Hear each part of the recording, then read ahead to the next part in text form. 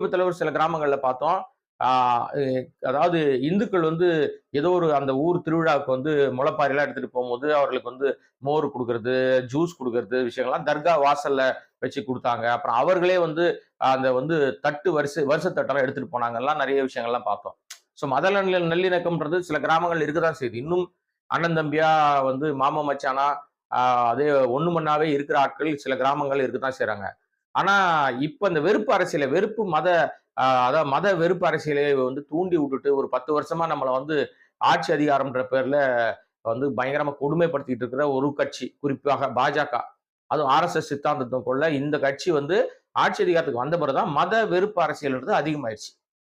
அதற்கு எதிராக வந்து பேசுற மாதிரியான ஒரு விஷயத்தோடு தான் இந்த படத்த வந்து நம்ம ரஜினி அவர்கள் எடுத்திருக்காரு.